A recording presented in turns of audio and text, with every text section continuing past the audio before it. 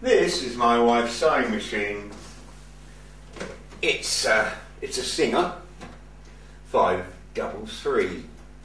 Very basic machine. She's had it for many years, but it works very, very well. And she's certainly done a lot of work with it, make, do, amend, repairs and so forth, as people used to at one time, but perhaps not so much now.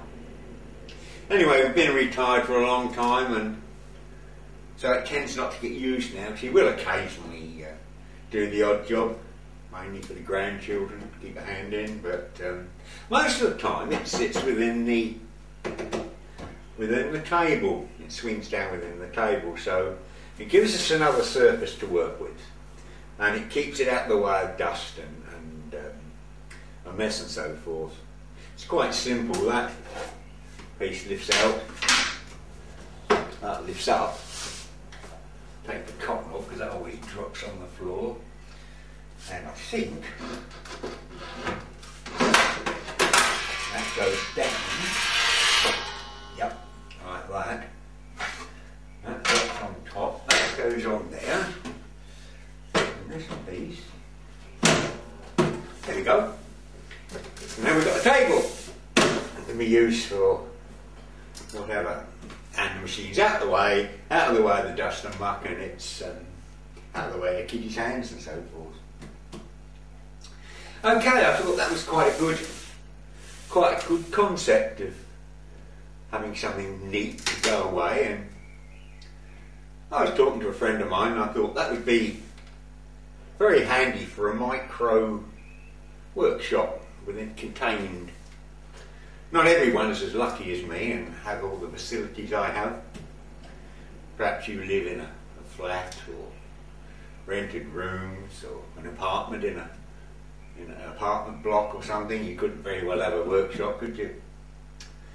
So in those circumstances, I wonder if something like this scaled down would work for hobbies, crafts, what have you. You could keep it all contained within a simple cabinet, and well, I've talked to some friends of mine, so they thought it's a good idea.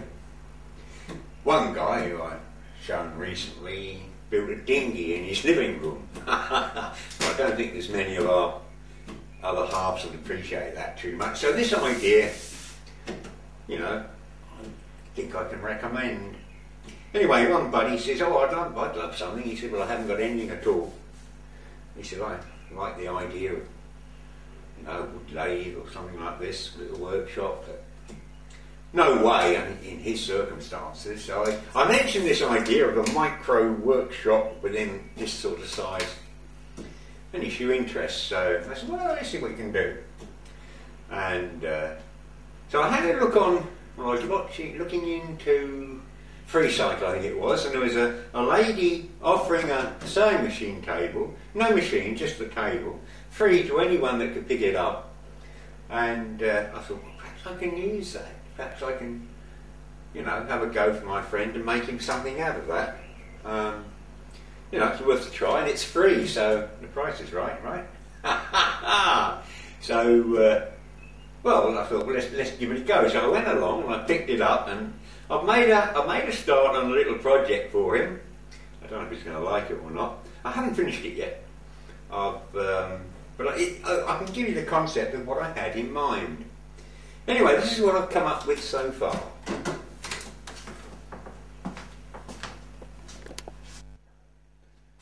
Okay, well this is the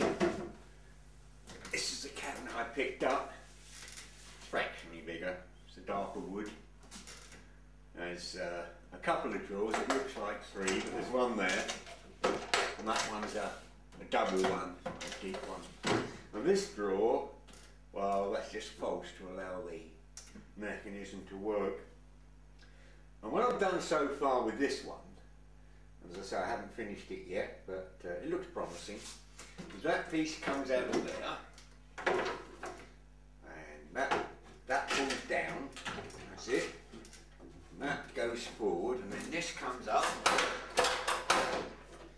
and then that goes like so, and what we've got is a little lathe setup, very crude, very simple, just using things that I had, well, that's a favourite saying of mine. We've got a ruler along here, that's very handy. And here we've made up a very simple little wood lathe. It's a sewing machine motor that I've attached a chuck to directly to the shaft. And this lathe bed arrangement here is nothing more than again using what you've got. It's a cooker handle, I think, or a cupboard handle, for 1/2 inch stainless, and then these move around so I can fit whatever it is I'm doing. So it's quite simple, and I'm going to fit it up with a control for speed control. I haven't got a foot one, but being a brush motor, I can use a light dimmer. I'll have more control than a foot one.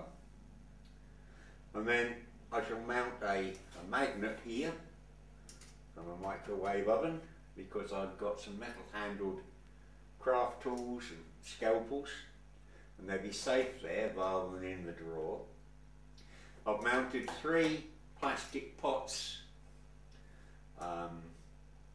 which had furniture polish in, and all I've done, I've drilled the bottoms and put a washer and a screw and screwed them to the base, and they've got screw tops.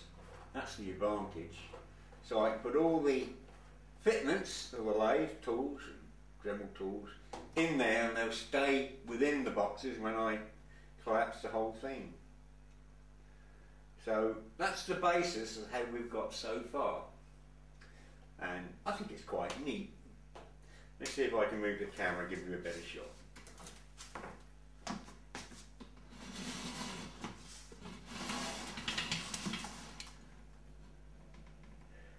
Does it zoom in a bit? Possibly. Right, if I don't get in the way. Right, does that show it? Yes, I think so. That might be better.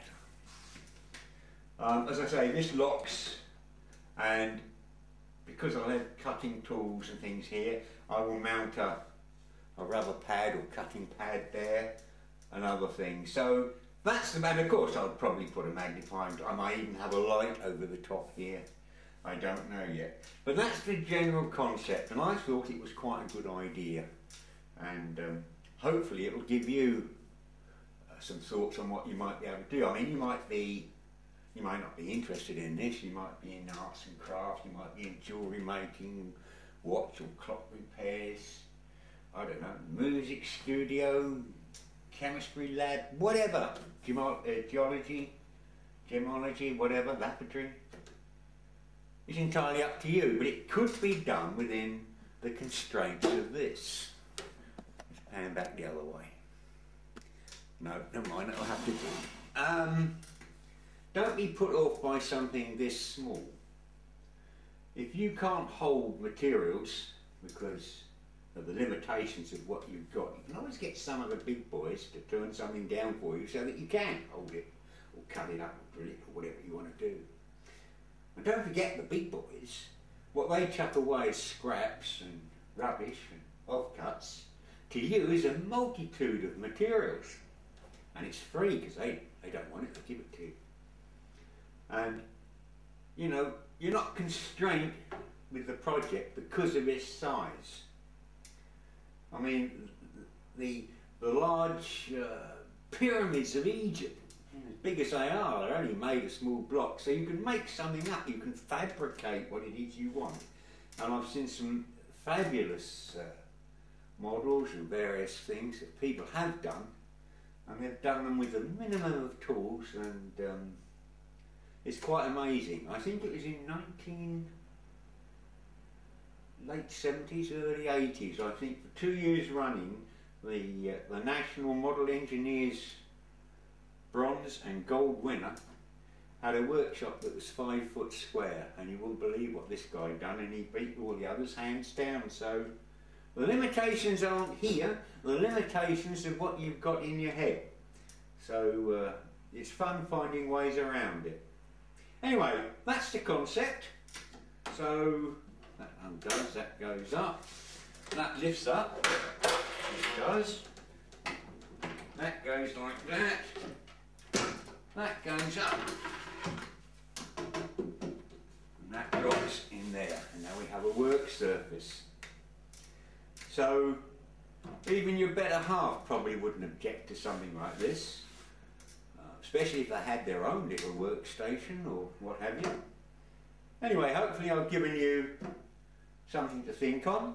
If you come up with something like this, or you currently use something like this, why not let me know? And if it's appertaining to what I've shown, we'll share it with others. Anyway, I hope you found that a bit entertaining. That's it for now. See you later. Thanks for your company.